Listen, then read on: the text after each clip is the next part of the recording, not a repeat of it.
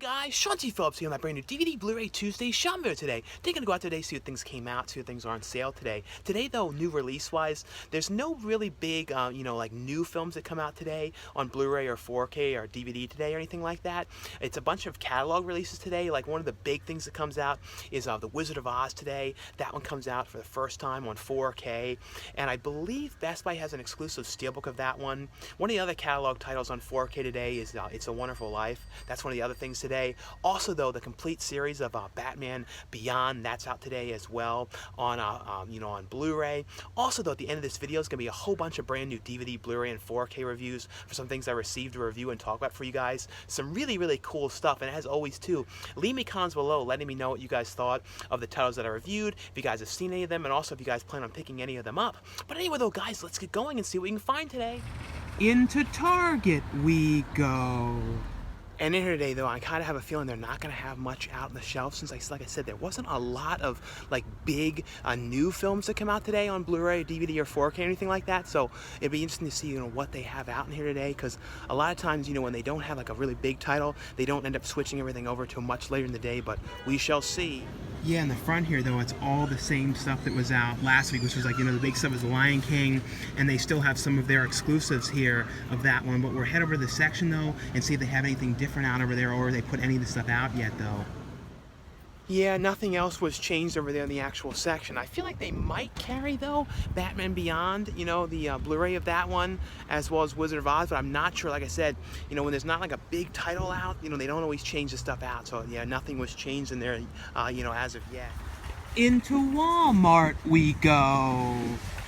But in here, new release-wise, some of the new things I see is this one here, A Shoe Addict's Christmas, this Hallmark Channel film here, and that one's $9.96 for that one.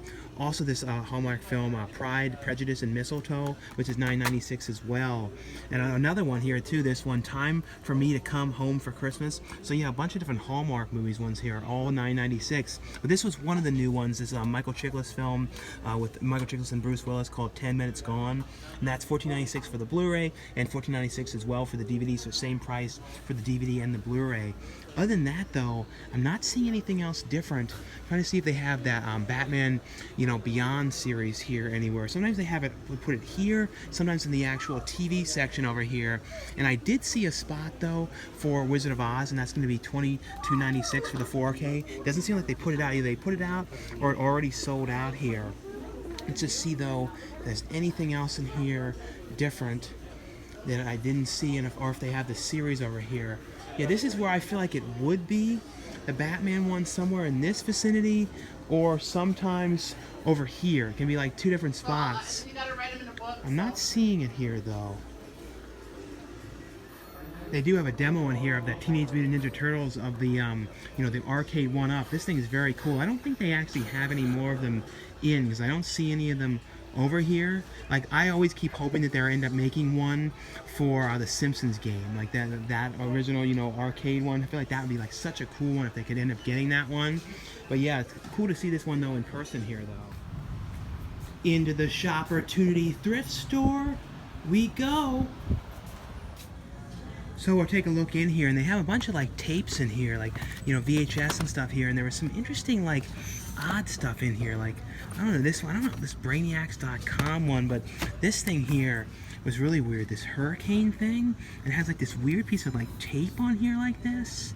I don't know what this is. This is a really weird looking thing.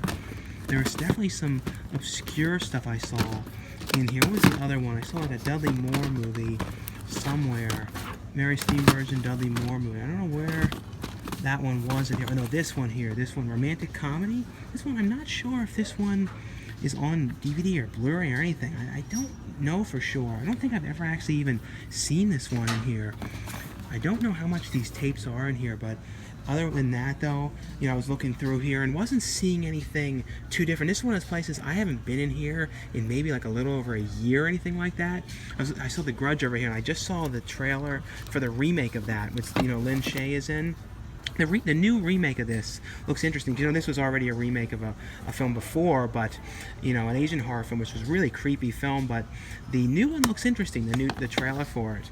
I think Lin Shaye is playing the woman in the house. It looks like they changed some stuff around, but then they also had like that same scene of like the hand and the guy's head in the shower and some of that kind of stuff. But in here, though, it looks like kind of the same stuff, like nothing really that different in here. This is one, you know, I always love, Nothing But Trouble, and I keep hoping Warner Archive will release this one sometime on Blu-ray, because that's one of like those great movies, and would love to finally have that in widescreen as well.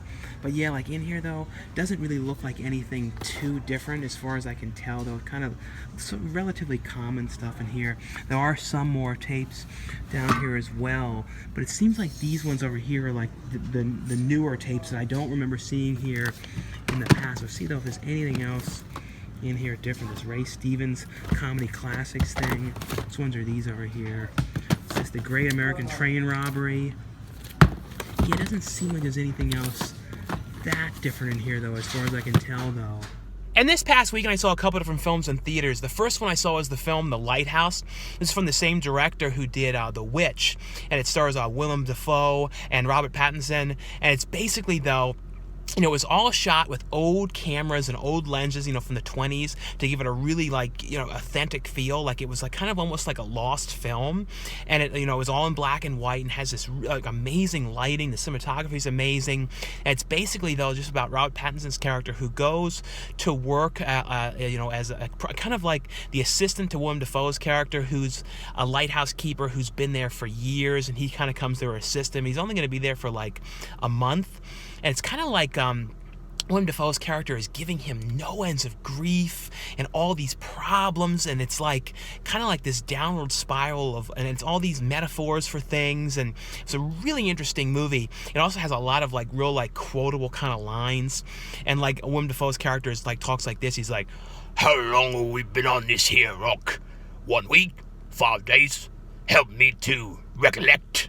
And there's all kinds of like quotable lines like this, and this craziness, and these like old pirates kind of songs and all kinds of stuff. Like, it was like a really interesting movie. There are some like kind of gross kind of things that happen in the movie though. The other one that I saw is the film Countdown, and that one's got, you know, some mixed reviews and everything, but I actually really liked that movie. It was basically though about this app that people are all downloading on their phone, and it like you know it says it's like a countdown. It shows you exactly the day, the time, and everything when you're gonna die. And like they're all, the one girl who works at this hospital, all the people there are downloading it, and she downloads it, and a lot of the people there are like, "Oh, I've got 60 more years left, and I got, you know, I'm gonna live to be 90," and all this kind of stuff. And she gets it, and it's like only like a couple days left, and she's like, "Oh," doesn't really think anything of it. And then she's like starts to notice that something is really weird about this app, and she, you know, and then it's like it says something that she did wrong, and she's basically becomes like paranoid because she starts seeing things, and she has to figure out what she's gonna do to, you know, not die. And it's, I really thought, like I said, it was actually really pretty interesting, and there actually were a couple different decent scares in the movie, like one or two that were actually effective scares, and it had a creepy vibe. It was kind of comedic as well though, some of the stuff that happens, but I still did overall really like it. But if you guys got to see either of those movies this past weekend, let me know what you guys thought of them, or what you saw this past weekend if you guys got to see anything. Into Best Buy we go. And in here today, though, it's funny, they have Bloodline out here now, because last week I was looking for this one in here. I had to end up ordering this one online because they didn't have them, but I think they must have just found them now. But that one was $14.99 for that one. I think this one might have released today, this one, Warrior. But like, other than that though, they have 10 Minutes Gone here for $14.99 as well. In the front though, they had Wizard of Oz here. They didn't have any of the Steelbook one. That one was sold out. I believe this was $22.99 for the 4K for that one. But then other than that in here today though, I believe these are new Steelbooks here. This one for Elf here for $14.99. I'm pretty sure this is a brand new one. It's weird. It says on here exclusive 4K Blu-ray Steelbook, but this is definitely not a 4K release of that. So that's weird that it says that on the exclusive sticker thing. And then there's a Steelbook here for Christmas Vacation. That one is $14.99 for that one. And then they have Wonderful Life here on 4K for $19.99, which is a very good price for that. Other than that though, this one came out last week. I didn't see it on the shelf though, this series on Nosferatu, the complete first season of that one. I never saw any of this one. Let me know if you guys have seen this, how that one was, but that's $22.99 for that. But other than that, though, here, I don't see anything else different. I do see a spot for Batman Beyond here, and it's $79.99 for that one. We were talking about that one at the end of this video, as well as The Wizard of Oz, but I don't see it, though, on the shelf here anywhere, though. So anyway though, guys, that's all for my DVD Blu-ray Tuesday shopping video today. Like I said, not a tons and tons of new stuff out today. It was too bad they didn't have any more of the Wizard of Oz Steelbook, because I did want to show that one for the video, but I bet they probably only had like a couple of that one, and it probably sold out very fast. But if you guys did pick up anything today, you know, on Blu-ray, DVD, or 4K, let me know in the comments below, though, what you did end up picking up, if you guys picked up anything today. Also, be sure as well, too, to let me know, you know, what you guys thought of all the new DVD, Blu-rays, and 4Ks that I reviewed the end, you know, what you guys thought of them, if you guys seen any of them, also if you guys plan on picking any of them up. If you haven't gotten to as well, check out the link below as well for the Butcher's Bluff Indiegogo, and they have a whole bunch of different perks on there. Some new ones, like you can get your face on like the Wanted poster in the movie, and there's a perk that, you know, a DVD version of the movie that has, you can be added on the cover with me, so lots of different perks for that movie as well, so definitely check out that below if you guys have not seen that one. I think there's like a little over 2 weeks left on that. But anyway though, guys, like I always say, thanks so much for watching and subscribing. Now stay tuned for the brand new reviews. And the first one I got here is from Lionsgate, and it's the 4K Ultra HD Edition, which includes the 4K, the Blu-ray, and the digital copy of Scary Stories to Tell in the Dark. This one is produced by Guillermo del Toro. And this is one I was really excited to see, because as a kid, I absolutely loved the Scary Stories to Tell in the Dark, you know, book series. And they even have a thing in here, you know, advertising them in here, you know, you know, the ones too with the original covers on them. And that's one thing that was so cool though about this movie though, was like the monsters and the creatures and everything. They did such an amazing job making them look just like they did on the covers, you know, to the Scary Stories to Tell in the Dark books. They did such an amazing job, you know, bringing them to life. But, you know, when I think of, you know, Scary Stories to Tell in the Dark, though, as a kid, though, I had all the books, but the one thing with them that I always loved was the book on tape version, because there's something about the way they were read, and they read those stories that creeped me out so much, especially the Big Toe segment, like that, you know, Big Toe story. That was always my favorite one, but it always creeped me out so bad. I never forget like how like terrified I would be, you know, as a little kid. I would like play on the cassette player, and I'd like turn out the lights in my room, and I think I had like one little like light, like a flashlight I would, you know, hold while I listened to them as a kid, and like how much they terrified me. And anytime like you know, friends came over or anything, I would like listen to that tape with them. Like I said, that was the way I always remembered, you know, when I think of Scary Stories to Tell in the Dark, that was the way I always, you know, experienced them, was, you know, listening to the book. And basically, though, the story here, though, in the film is about a group of these kids that, you know, have always kind of heard the legend of the town. The whole town has heard the legend of this girl, Sarah Bellows, you know, who was in this mansion, and kind of all the things that had happened to her, and how, like, she did these terrible things, and she wrote these stories in this book, and, like, these terrible stories that kind of come to life and stuff, and all these sort of things like that. And essentially, though, on Halloween night, though, the kids are ending up, you know, kind of like there's like these bullies that are giving them all kind of terrible troubles in the town, and they plan this prank on them, and all running off, and they end up hiding out in Sarah Bellows' mansion, like that, you know, out, and you know where she lived. They go in there to kind of hide away, and you know, they end up going down into the basement and then finding Sarah Bellows' book. And it's essentially, though, they end up, you know, taking the book with them. And what ends up happening, though, is everyone, you know, has something happen to them that's from the book. So the book sort of starts to do stuff, like it starts like writing itself, and all these kind of terrible things, and adding things to the book. And it's kind of about, you know, bringing the stories to life about, you know, certain things happening to them, dealing with the scarecrow, you know, how they bring the Where Is My Big Toe story to life in the film.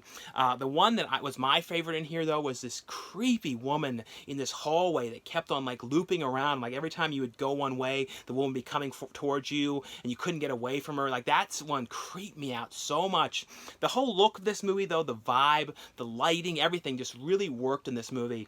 It has on here, though, a whole bunch of different featurettes on here about the creatures, you know, about the you know, the construction of the Bellows, you know, mansion, but also 4K wise though, this is one of those movies that is super, super stylized, really cool, dark lighting and like grim vibe look and everything to it. So with 4K, this one looks absolutely, if you guys have 4K capacities, would highly recommend the 4K edition. Because like I always say too with 4K, the big thing you notice is the HDR, which is the high dynamic range, and that's all like dealing with the contrast levels and everything. And since this is a highly, you know, contrast film, you know, really benefits in 4K. Also, too, it's a much brighter picture all around as well. But one of these ones, too, if you guys have seen the film, let me know what you guys thought. But one I would highly recommend you guys check out. The next one here is from Lionsgate as well, and this is the 4K Ultra HD edition here of, you know, it includes the 4K, the Blu-ray, and the digital copy of the film that stars Jean-Claude Van Damme and Dolph Lundgren, and it is Universal Soldier. And I actually had never seen the original Universal Soldier till now. I'd seen some of the sequels. I think one of the most recent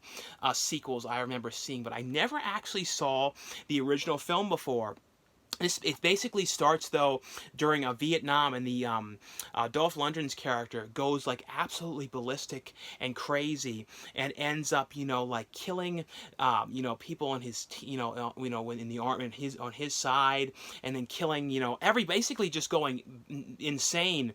And you know, Jean-Claude Van Damme's character goes and like discovers what he's done and kind of tries to stop him, and they both attack each other and end up dying, and they end up getting sent to their bodies get sent along with the other soldiers that were there. They were killed, and some other ones as well, to this kind of like this government testing program where they're trying to bring them back and to life, and bringing them back as these like super, you know, human part cyborg kind of machines that, like, because like their plan is so, like, you know, no other soldiers would die. They would have these like superhuman soldiers that would go and fight the wars and all that kind of stuff. But essentially though, they end up getting brought back to life to go and help this this hostage situation at the Hoover Dam, and they end up, you know, bringing them back. And you know, Dolph Lundgren's character, they're kind of controlled by the people, and the government can kind of control them and control what they do, and they really like don't have any memories because their memories were erased, so they don't really remember things from their past or anything. But when they got brought back though, Jean-Claude Van Damme's character something happens, and he has like a memory of his past. He ends up helping this one person, and he ends up going with her, and it's essentially though him going rogue and kind of starting to little by little have his human characteristics coming back. And Dolph Lundgren's character is sent on like a, you know, basically as a mission. He's real full cyborg and still, you know, robot-like and everything. And he's sent to try and go after him and get him and everything. And it's like this kind of journey about like them trying to get away and all that kind of stuff, about him coming after them and the government, all that kind of thing. I actually thought this was a really cool movie. Like I said, it was one of those ones, I don't know how I had never seen this one till now. 4K wise though, I thought this one looked great on 4K. Definitely worth an upgrade for sure if you guys have 4K capacities. On here though, feature-wise, it has a commentary track on here with the director, as well as Jean-Claude Van Damme and Dolph Lundgren. Has a commentary track on here with the another one with the director as well. Has the alternate ending on here, behind the scenes, a couple of different featurettes as well on this one. And the next one I got here is from Warner Brothers. They sent out a free copy of this one. Let you guys know that this one's available, and it's the 4K Ultra HD edition, which includes the 4K, the Blu-ray, and the digital copy of The Wizard of Oz here, which is also celebrating its 80th anniversary now as well. But this is one of those movies, though, I've watched this movie throughout the years so many times. If you guys have never seen the film, it's basically, though, about the character of Dorothy, who ends up in this terrible, you know, tornado. And she ends up, you know, like taken up into the sky, and then she ends up crashing down in the land of Oz. Because, you know, when the movie starts off, you know, when she's in Kansas, it's all in black and white. And when she crashes down in the land of Oz, it's all colorful, like super vibrant. Like one of the most colorful movies, I would say, next to like, you know, Willy Wonka and the Chocolate Factory, when I think of like super colorful, vibrant films. But of course, though, she crashes down there, and she has to try and figure out how she's going to get back home. And she's told she has to follow the Yellow Brick Road, and along the way, she ends up meeting the Tin Man, the Scarecrow, and the Cowardly Lion. And she kind of comes across them, and they kind of have their own set of problems. And they really want to get to the land of Oz as well, because that's like where they know that they can find a way to get back. So they kind of go along on the journey to try and get there, and they kind of come across all sorts of obstacles and people coming along in their way and everything like that. But like I said, said, it's one of those movies I've watched so many times throughout the years, but I was really, interested and excited to see how it was going to look in 4K, because like I said, it's a really, really colorful, vibrant film. And the big thing with 4K that I always noticed, and I always mention too, is the thing that you notice is the brightness levels. It's a much, much brighter, more like vibrant, colorful film. Like, it adds to the film, like the color levels and everything. Also, the HDR too is all about the contrast levels and the darkness levels. So all that really benefit the movie. Like, if you guys have 4K capacities, I would say it's definitely worth the upgrade here. But on here, though, it has a commentary track on here with Oz historians on this one. It has on here The Wonderful World of Wizard of Oz, the making of a classic. It has on here Sing Along. It has supporting cast profile gallery. So lots and lots of features on this one. But like I said, if you guys have 4K, would definitely recommend the upgrade on that one. And the next one I got here is from Warner Brothers as well. They sent out a free copy. This one to let you guys know that this one was available. And this is a really, really cool complete series here of Batman Beyond on Blu-ray. It includes the Blu-ray of the show, as well as digital copies, as well as a limited edition Funko Pop in here. I'm going to show you guys, though, a closer look inside at this set here and do a little unboxing of it to show you guys all the stuff that's included inside of here. But this includes all 52 episodes of the series here, all the episodes, as well as Batman Beyond, The Return of Joker, the original uncut version. It includes that one on here as well as a whole bunch of new featurettes on here. One of them is, the people behind the show, the voice actors and people behind it coming together talking about the show, all that kind of stuff. So lots and lots of new features on here as well. Picture quality too. The transfers on here are great. It looks absolutely great on, Blu-ray quality. So if you guys have the show on DVD, definitely worth upgrading to Blu-ray. And like I said too, it's a really, really cool collection here. If you guys don't know this series, this is basically, though, about Batman. A number of years before, decided, because he rescued this one woman and basically was starting to almost have a heart attack, and decided that he can't do it anymore, that he's no longer going to be Batman, he's retired. And now a number of years later, Batman is fully retired. Now there's like crime, much more crime going on in Gotham City, and it's, the future now, so it's much more futuristic kind of stuff going on. And this one kid ends up getting like attacked by all these people that are, dressed like the Jokers, like all these kind of Joker kind of looking people. And he ends up running into this one area, and it's where Bruce Wayne lives, who's now a much older man, and he ends up stopping them and saving this kid. And basically, though, this kid ends up taking Bruce Wayne back to where he lives, and ends up sort of snooping around when he falls asleep, and he ends up discovering that he's Batman. And there's a whole lot more to it, though, but he basically ends up, talking Bruce Wayne into letting him, getting him a suit and letting him go out and fight crime and, be the new Batman. That's essentially what it is, and it's all the villains and stuff that he comes across. But it's a really, really cool show, great animation in here. Like I said, I'm going to show you guys, though, a look inside of here. This is how it opens up here like this. And you see the Funko Pop, and then you see the Blu-ray set. But I'll show you guys the Funko Pop here first. And this is a really cool, like I said, a limited edition Funko Pop here. And it has on here, though, it's the Batman in here, and it has a thing that says Deluxe Limited Edition Exclusive, Batman 80 years, because Batman now is 80 years old, the character now. But a really, really cool, like I said, exclusive Funko Pop in here. And then inside as well, there are these really cool lenticular cards. It's 4 different lenticular cards here for the show as well. So these are really cool cards that are included. So it's 4 different ones for the show here that are included inside of this set. And this one here of Batman, with the Joker down here, and then the last one here. But these are really cool. I haven't seen like lenticular cards like this in a limited edition set before. And then I'll show you guys a look, though, inside at the actual discs. And it comes out in here in this case like this and opens up. And inside, though, it's a 6-disc set. And I really like, too, it has a really cool shine to, like, the artwork inside and everything. This cool, like, shine, shimmer to it. Like I said, it's a 6-disc set here. Then it's, 5 discs of the show. And then the 6th disc is, the Batman Joker film. Like I said, the uncut version of that one. Also inside, too, it includes an episode guide. And then it talks, too, as well about the special features that are on here. And there's some of the features on here, as well as like stuff like commentary tracks on here. So lots and lots of features on here, but a really, really cool release. Like I said, though, want to let you guys know that this one was available if you guys are a fan of the show, but a really, really cool limited edition collection here for Batman Beyond, the complete series. The next one I got here is from Paramount, and this one It's the complete second season here of the show. It stars Kevin Costner, and it's Yellowstone. Now, this is one of those shows I've only seen a couple episodes here and there of this one. I talked about the first season of that one when that released as well. And this one, airs on the Paramount network. But this is essentially, though, about, Kevin Costner's character who owns this huge property of land. It's like one of the biggest lands around. And it's kind of, well, he's going across all sorts of problems where, people are trying to get the land from him, and like trying to, because there's like all the kind of stuff on the land that has all this money involved to it, and they're trying to get it from him, and like trying to figure out how to get it away from him, and he's trying to figure out how anything he can do with his family to hold on to the land.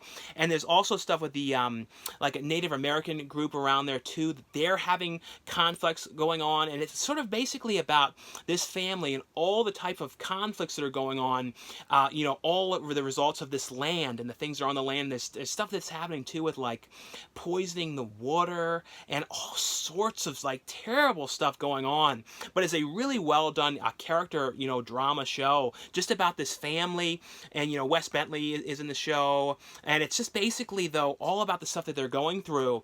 On here though has a whole bunch of different featurettes. It has Behind the Story on here, Inside Yellowstone Season 2. It has Working the Yellowstone fight choreography on this one. It has on here deleted scenes. So lots and lots of features on this one. Like I said, one of the guys on this one was available from Paramount. The next one here is one here from the Criterion Collection. It's a movie here called Hexan, which I believe translates to the witch, or witch, I believe. And this is a really creepy movie. This is from 1922. And like, this is one of those movies too that was like pre-code, before they had like the rating system in place. There was like a lot of movies that were made that were much more like crazy, the what was happening to them. And this is kind of, it starts off at first like a documentary talking about witches, and it's like starts off with like a pointer pointing to pictures talking about the history of witches and kind of like heinous kind of things that had happened in the past. But then it ends up translating to film, and it's like these kind of reenactment kind of things about the stories. And it's like really creepy about like witchcraft and like the devil, and like the way to like the for 1922, when you look at this and you look at like the effects that they did and the way they were making these things and these sets, they were amazing. Like these really creepy sets that they made, and the way that the devil looked and everything. Like it was like, man, it was like, how did they figure that out back then to make things look so realistic? Like some of the stuff was better than like now some of these effects that they were doing, because it almost seems like they like took a trip down to to Hades and just like filmed it with a camera. It has that kind of look. Like there's a couple movies that have that kind of vibe to them. They just sort of seem like they were made there. I don't know how to explain it, but this one has that kind of feel to it. But it has on here a brand new 2K restoration, and the transfer on this is amazing. Criterion Collection did such a great job cleaning up this film. It has on here though music from the Danish premiere on here. It also has on here a different version, which has it's the 76-minute version of the film, which is narrated by author William S. Burroughs, with a soundtrack featuring violinist Jean-Luc Ponty. So it has a different version of the film on here. Also has too a booklet, which has a whole bunch of different stuff about the film and some of the pictures and all that kind of stuff. So like I said, one of the guys know that this one was available, and just a really, really crazy, super creepy. It's also like, it's all in black and white, but it also has like tinted colors. So they tint some things to blue and like a couple different colors, and that really adds like a coolness to it. The next one here is from Screen Media, and this is one I was really excited to see, because this is from the director who did the films, Creep and Creep 2, and also a movie called The Overnight. And I really like his stuff. His name is Patrick Brice, and it's a movie here called Corporate Animals, which stars Ed Helms is in here, Demi Moore, Nassim, I never know how to say her name correctly, Pred from, who was on SNL and the first season of Scream Queens, and recently in Aladdin. She's in the film.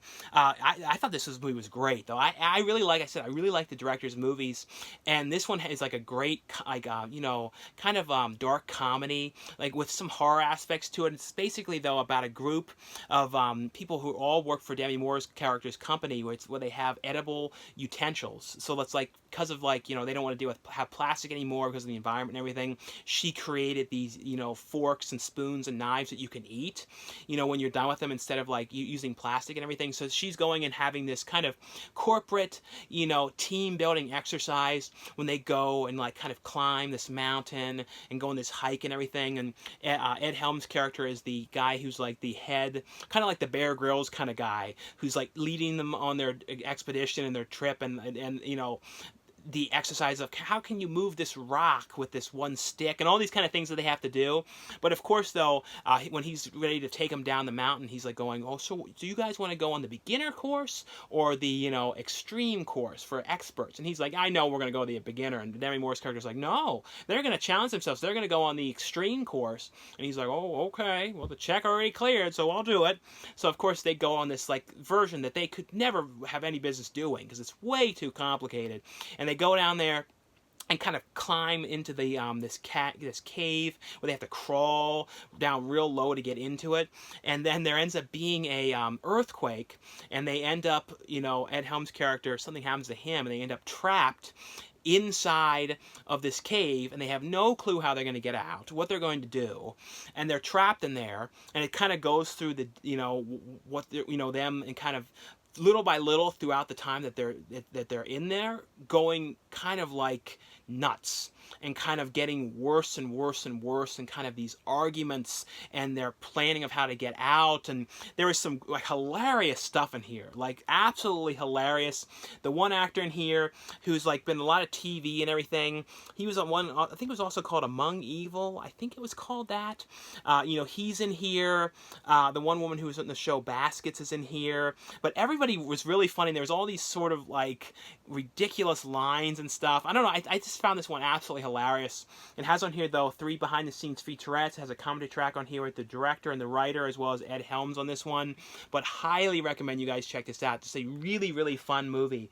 The next one here is from 101 Films. And this one, keep in mind, though, this one is a Region B release. So you guys would have to have an all-region Blu-ray player to play this one. So this one will not play in U.S. Blu-ray players. But this is the movie that's directed by the Soska sisters. And this is the remake of the David Cronenberg film Rabbit. But they changed it around a lot. They added a lot of different things to the story here. But this one, I actually really got into this movie. This is basically, though, about this girl who, and it changed the way things happen, though, because this woman who works for this modeling agency, and she helps to kind of, for this, like, fashion designer who's, like, designing this line of clothes and everything to do his big runway show with. She kind of works with him, and she, recently, though, had an accident where she, had this scar on her face and stuff, and she's always kind of self-conscious about that, and, because of that. And she also feels like, too, she really wants to have her own line of clothes, and the fashion designer that she works for is kind of laughs and is like, oh, well, and all this kind of stuff. And the one day, though, she goes out, with this guy who she's working with on a date, and then they get into like this argument, or she ends up running off and gets on her bike and ends up getting hit by this car, and her face is terribly damaged, and she ends up being in the hospital because of this, and like it basically rips off her cheek and all this kind of stuff that had happened. And that's how they changed it, though, because you find out, how the surgery and stuff much differently than you did in the original film. But essentially, though, she ends up getting recommended to go to this facility, or contacted about this facility where they believe that they can help her, and they using stem cells and stuff, and this stuff they put on her face, and of course, though, she goes in there, it ends up healing her. She gets perfect, better than the accident because it got rid of the other scar she had as well, that she was always self-conscious about. But essentially, though, after she had this surgery, she starts to kind of having this something weird is happening to her, and she kind of starts to have these visions and these thoughts where she, like, times where she blacks out and sees herself, like, attacking people and all these kind of things, and it's kind of her trying to figure out exactly what's going on. And it has, like, I always like the movies, too, that deal with kind of, like, medical stuff, and like, this movie really deals with that, same within the original, but this one kind of shows more to the surgery and more to behind the scenes of the surgery, and all, like I said, it adds to it quite a bit. the original starred Marilyn Chambers. But this one, though, I really like this. I thought the Selznick sisters did a really good job on this. I thought it was all around was a cool film. But it has on here, feature-wise, it has a documentary here on Canadian horror films. And it's the second part. The first part of that is on the original Rabid film that 101 Films released as well. It's on that one as well. But also on here, though, it has a feature-length documentary on here, like I said, that on that one, but also has behind the scenes with Jen and Sylvia Soska on here, an interview with the main actress on here, and then it has Fright Fest Presents, an on-set message to the Fright Fest 2019 audience as well on here, feature-wise. And the next one I got here is from Cinedigm. This is one I was really excited to watch because it stars Lynn Shay and Bill Moseley, and it's called Gothic Harvest. This is basically, though, about a group of these friends who are going to Mardi Gras together, and they end up the one girl like meets this guy at the bar that she likes, and she starts talking to him. So she kind of like wanders off and leaves with this guy. And you find out early on in this movie, though, that there's this family that has like been around for like over 200 years, still alive, and there's this terrible curse that was put on them. And the family, you know, is head up by Lynn Shay's character, and they have to do, there's something they have to do, which is like get people to get their blood to, you know, feed to something. And I don't want to ruin what that is, but there's something that they have to do because of this curse that was put upon them. And in order to stay alive, they have to, you know, do this and get these people. So the guy, though, that the girl goes with, of course, is part of this family. So she ends up getting taken there to be used as blood. And it's basically about a group of the friends, though, trying to figure out exactly what happened to her. And one of them meets Bill Moseley's character, who is an undercover cop. And he's like kind of going, yeah, I'm undercover. You wouldn't know I'm a cop, though, because, you know, I'm dressed like this and everything. And, you know, essentially, though, they end up having to try and figure out exactly where she is, and he's kind of trying to help, and it's kind of all the kind of problems that they're going through trying to track her down. And the movie deals with like voodoo and all kind of stuff like that. Lynn Shay, though, like who I've always been a fan of as well, you know, did a great job in this movie. And she has this great line in the movie when she's talking about how she's really angry about like being stuck in this, you know, chair for over 200 years. And I don't want to ruin the line, but it was hilarious. I don't know if it was something that she came up with on the spot. It was improvised, but it was like amazing, this line. It was absolutely hilarious. It's one of those lines that you like always will remember. But it is basically, though, you know, this family with this curse, and then a group of these friends who are trying to get the friend back. But I really like this movie. Like I said, this one here is called Gothic Harvest. And the next one's here from moviezing.com, and I have a link below though where you guys can order these ones for the best price. And this one also is from Universal. And this one here is Undercover Brother 2, which stars Michael J. White. Michael, you know, the original film, Undercover Brother, was played by Eddie Griffith. It's basically, though, the original film I had not seen in a really long time. I remember, though, really thinking it was a really funny movie. It kind of had, like, the humor and the feel to, like, Austin Powers, like the Austin Powers movies, that kind of vibe. And it's basically, though, about undercover brother who's going and kind of taking down the bad guys that are, like, these racist types and that kind of stuff. And, like, they have a whole operation of bringing down these guys. And he's trying to track down, you know, Barry Boswitz's character, who's, like, the evil bad guy in the film. And what ends up happening, though, is him and his son end up getting like this avalanche comes and then buries them in the snow, and they're in the snow for I think it was 16 years, something like that. And they're buried in, so basically, though, they end up getting brought back to life because they survived out there kind of just frozen in the snow, and they end up coming back. And essentially, though, Undercover Brother is like in the hospital still, and his son is going out, and his son is kind of taking over for him while he's in the hospital. And it's kind of like, since they were in this, you know, frozen for all this time too, things had really changed quite a bit. So there's kind of like kind of confusion about how things have changed and the differences with things from when they were, you know, before they were frozen. And they're still trying to track down, you know, Barry Boswitz's character and kind of finish what they had started before. Like I said, I thought it was just a really, really fun movie. Like I said, it has the vibe to like Austin Powers, like that kind of feeling to it. And the next one here is from moviezing.com as well, and it's also from Dark Coast Worldwide. It's a movie here called A Haunting at Preston Castle. And this is basically, though, about this one girl who comes back into town, you know, away from, on a break from college. she ends up seeing her one friend and her ex-boyfriend, and the one friend is like, oh, you should come and hang out, we should go to this abandoned correction facility for boys. And it's like one of those things where it's not going to be a good thing, and they end up going there. And of course the second they go into this place, it's one of those places too where it had all sorts of like history behind it, where all these bad things were said to have happened. And it was one of those things where it's like you don't know if it was all stories, it was all kind of like tales, or really there was some truth to the whole thing. And of course they go there and they find themselves trapped inside, and they don't know how they're going to get out. And it's kind of like all these like hallways and stuff, and them trying to figure out how they're going to get out. And they start like seeing weird things, start seeing this kid in there, and like hearing really weird stuff. It's just basically them trapped in there and trying to figure out how to get out. I always like these kind of movies that are like, one of my favorite ones like this was kind of like about like a location where bad things that happened in the past, was Session 9. So I always like movies like that have like hospital settings and all that kind of stuff. So I thought, like I said, really pretty creepy movie here. This one is from moviezing.com as well. This is also from I think it's from the third Fathom is what the other company here.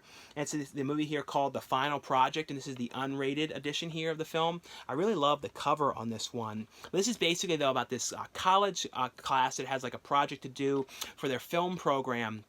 And they end up wanting to do a documentary on this. What is the area? It was kind of like a Civil War landmark, where like this plantation house where things had happened in the past and everything. So they end up going there, and it's kind of done like sort of Blair Witch style, where it's like found footagey kind of stuff with the cameras, and they have like cameras that they wear on their head, like GoPro and that kind of stuff. So they go there and like go and like film all around the location, and of course go inside. It's basically though about what they're experiencing, and like slowly things start to get like creepier and creepier, the kind of stuff that they're coming across and everything. It's actually pretty effective, some creepy scares and stuff in this one here. And the next one here is from moviezing.com as well. It's also a Shudder exclusive release. It's a movie here called The Noonday Witch. This one is basically though about this this mother and daughter who end up moving out to this house kind of out in this small like village area, kind of out in the middle of nowhere area. And there's like these rumors around there though about this woman who's a witch who like steals kids in broad daylight and like takes them and kidnaps them and everything, and they go missing. And as soon as they get there though, her daughter though starts kind of acting kind of strange, acting like something is kind of off about the way she seems and everything.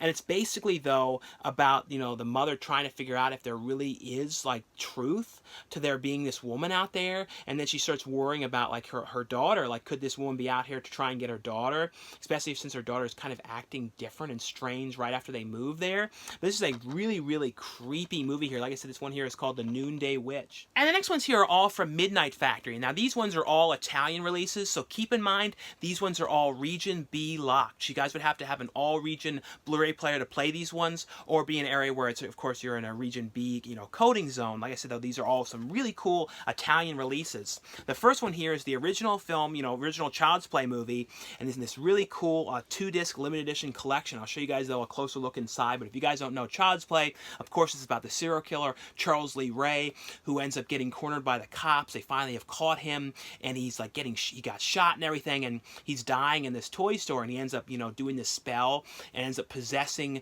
this doll. And of course though it's like a doll that everybody wants. It's like a big gift. These good guy dolls, the most popular thing around, and this one mother ends up buying it for her son in the alleyway from this homeless man. And of course though it's the possessed doll causing havoc for this kid, and people getting killed along the way, and they're looking like the kid Andy may have been the one involved. Of course, it's Chucky, but it's a great movie. One of those movies I've watched so many times throughout the years. But I'll show you guys, though, a look inside here at this really cool edition.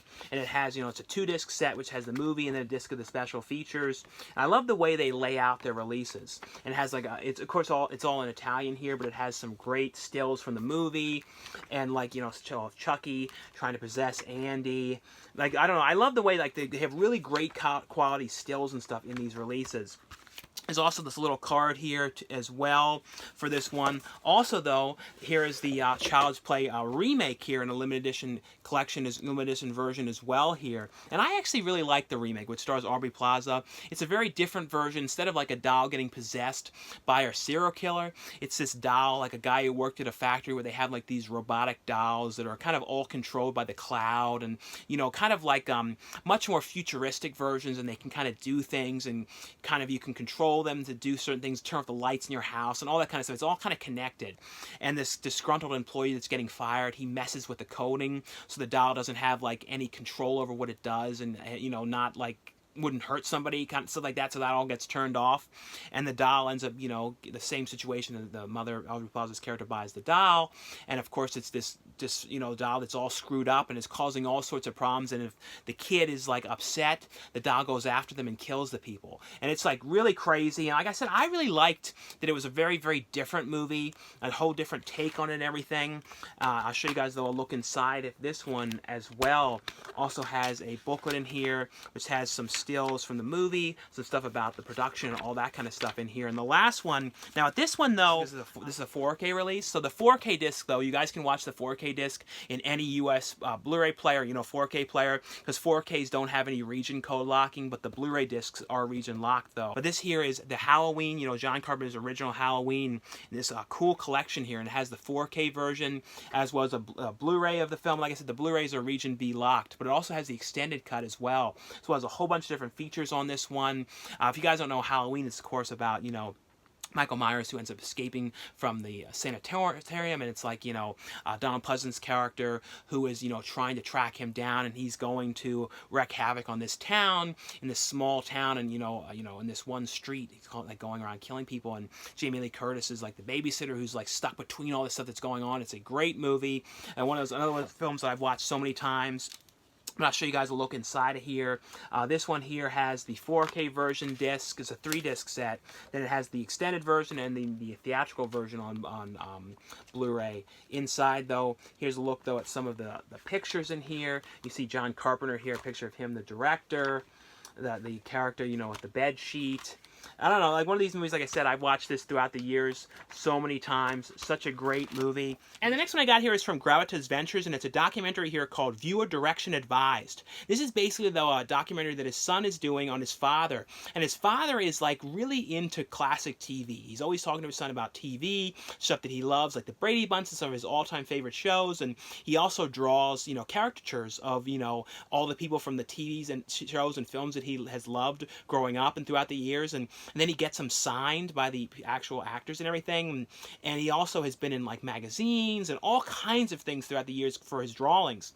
And his son, though, never really understands all this and his obsession with TV and all that kind of stuff. And so the documentary is basically, though, his son going with his father, why his father is trying to like show him what he loves about TV and why it's so great and like his views of it and everything. And they go to stuff like the Brady Bunch convention and talk to the actors in the Brady Bunch about their thoughts on TV and how the show has lived on, and you know, how certain shows live on, certain ones don't. And he also talks to like Mason Reese, who was like a commercial actor who, you know, was like one of the very first like early commercial actors, you know, as a kid. And I actually thought this was a really cool documentary. If you guys like, you know, classic TV and you like stuff where they go to like conventions and talk to the actors and stuff from the shows, definitely would recommend this one. And the next one here is from Gravitas Ventures as well. It's a movie here called Seven Deadly Sins. And this one has Eric Roberts in the film, Tom Sizemore's in the film. This is basically, though, about a group of these friends who are getting together like to party at the one house. And the father, though, he ends up hiring this girl like to stay there and watch to make sure the daughter doesn't go too crazy in the house and everything.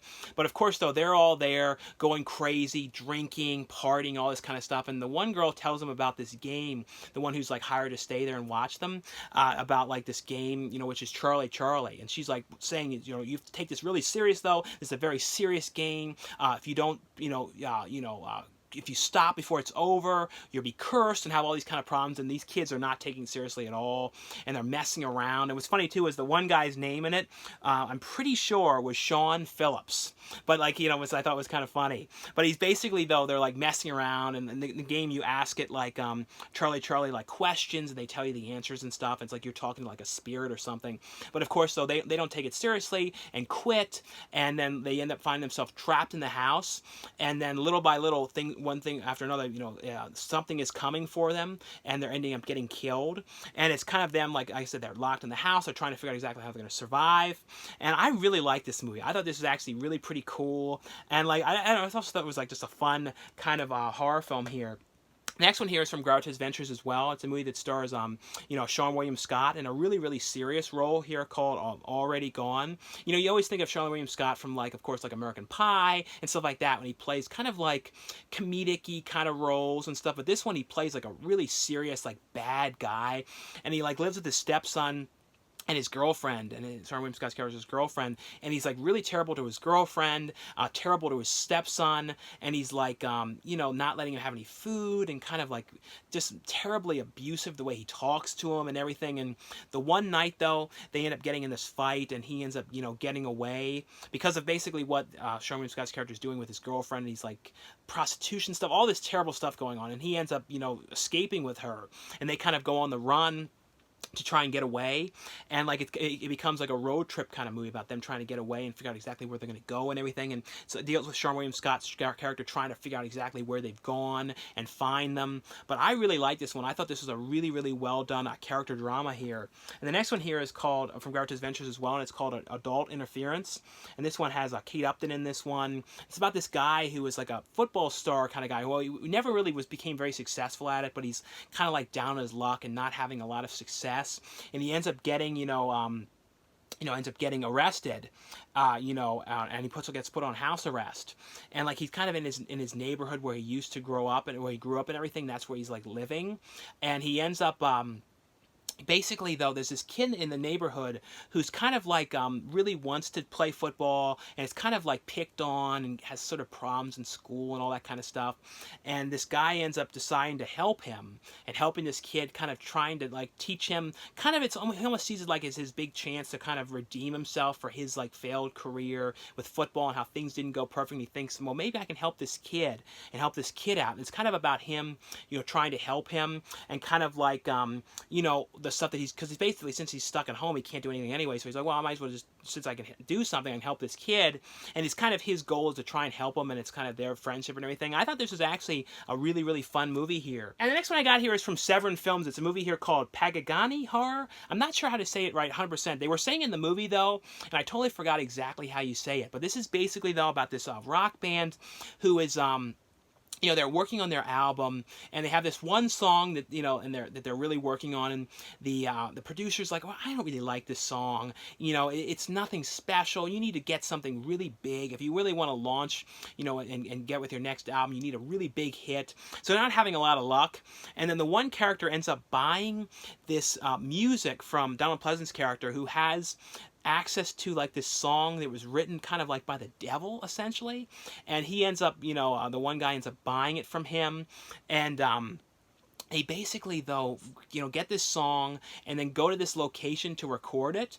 And it's basically, though, that when they're there, like, working on this song, they basically find themselves trapped inside of this mansion.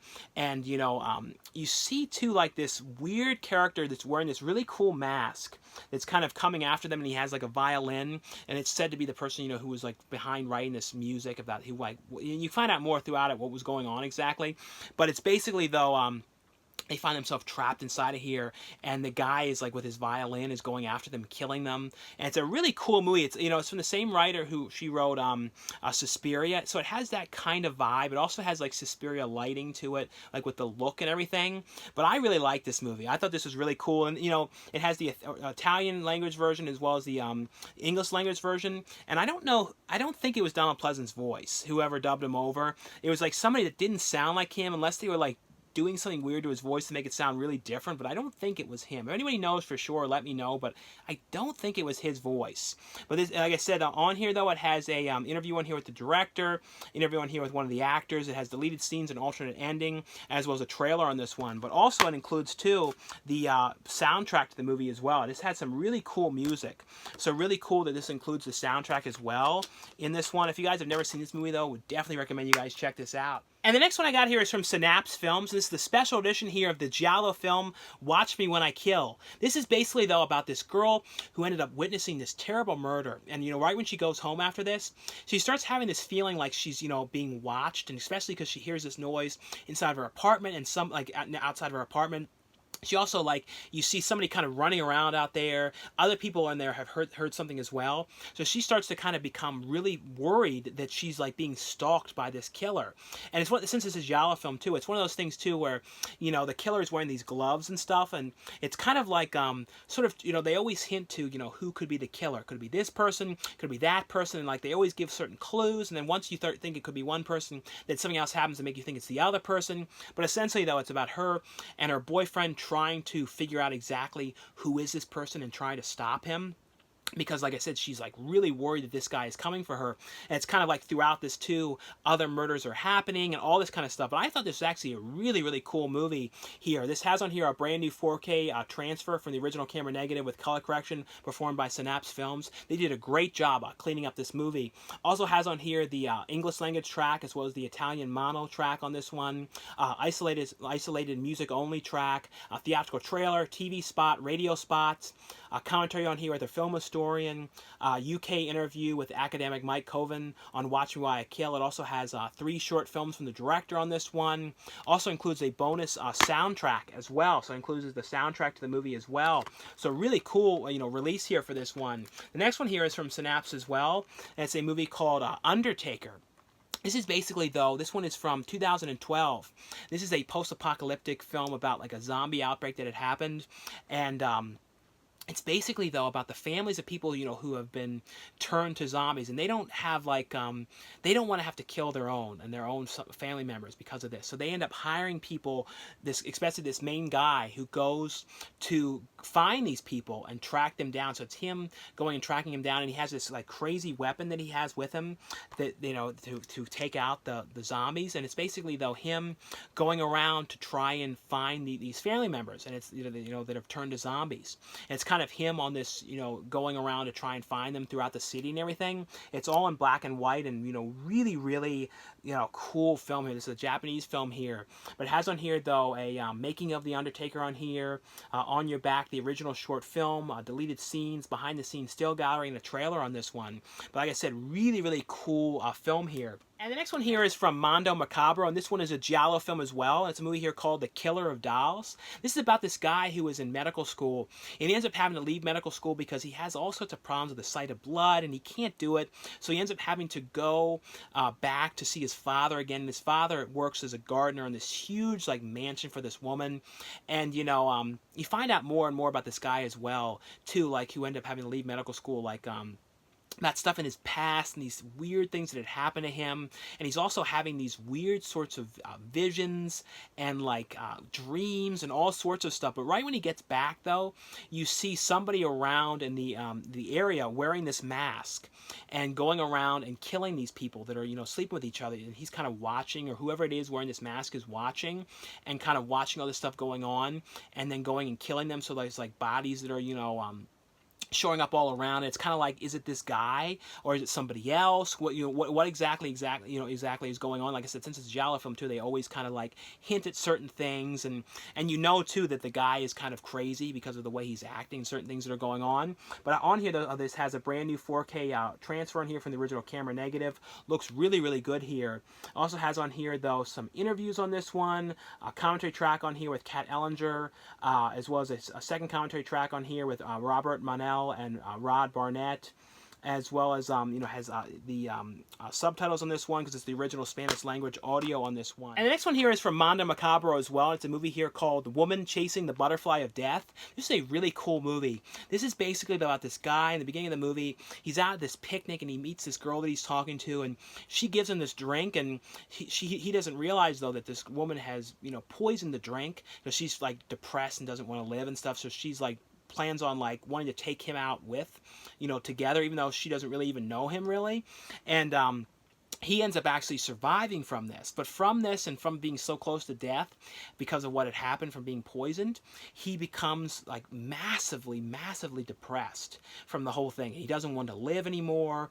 And, this right when he's about to, end his life, this guy ends up coming to the house right before. And he's trying to sell these books. This old guy is trying to sell books, and he's like going, "Oh, well, I had this book. You're going to really want to read this book." And then he's like, "I don't want to leave," and he kicks him out. Then the guy goes to try and kill himself again, and the guy comes back in and stops him. And he says, "You should really read this book because no one can really die, and I've actually." The old man is saying how he can, no matter what, not be killed. So the guy like takes it as a challenge to see if he can figure out how to actually kill this guy.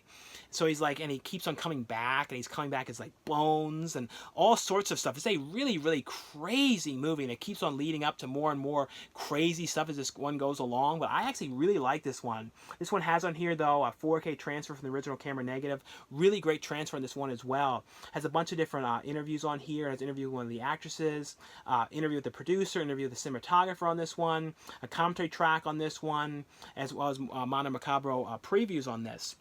The next one here is from Wild Eye Releasing, and this one here is the 10th anniversary of the film which stars Steve Railsback, called Plaguers. One Steve Railsback movie I always loved him in was Ed Gein. Like that was, I feel like a really, really cool film that he was in, their serial killer film. That's one of those ones where every time I think of him as that, and of course, playing Charles Manson. But this one is basically, though, about, it's like sort of like an alien type film, like an Aliens kind of vibe. And it's about like this ship, and they get like a distress call and end up going to the ship. And then like they come to find out, though, that, something had happened on the ship. And it's basically like, like the survivor on there, and they end up basically trapped on there with some kind of like these weird kind of like zombie-like alien kind of things up there. And it's, this is directed by Brad Sykes, who's directed a lot of like indie horror films, and I think he did like that one we called Bite Me. I think he directed that one as well. But I actually thought this was really cool, like really, really cool, because he does a lot of like classic like miniature effects and that kind of stuff. Like, so like he did some really cool stuff that he made for this, and especially for like the creatures and stuff too.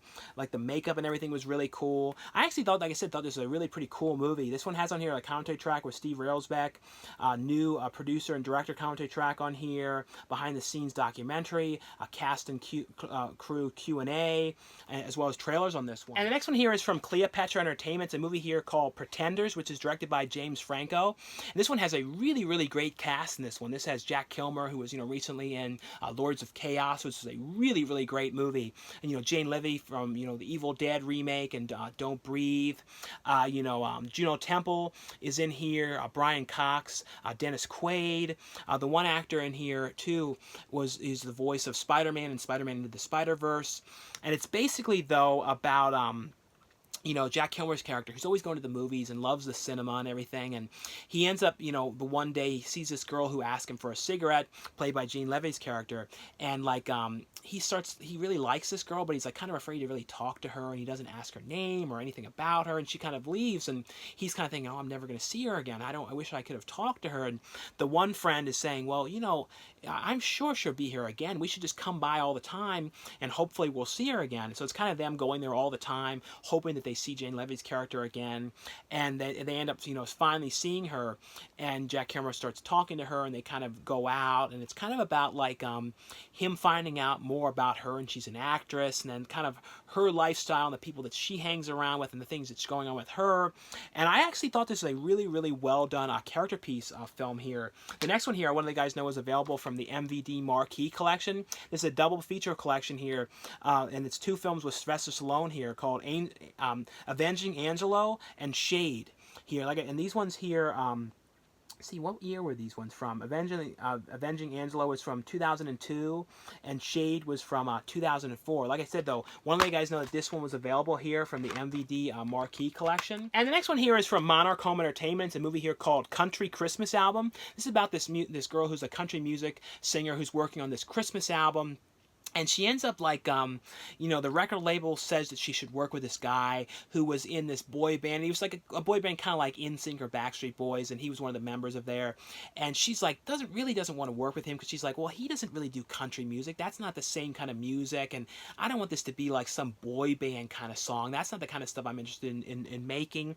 And it's kind of like them like reluctantly working together. And he's really excited to work with her, and she really is like kind of like worried about it and worried about the kind of music that he's going to make, and if it's going to be, like I said, real boy band kind of style. But it's basically them, you know, working together, and then they kind of, you know, start to kind of like each other, and it's kind of like them, you know, working together in the song and the kind of stuff they're going through. But I thought this was actually a really well done, a film here. Like I said, this one is called Country Christmas Album.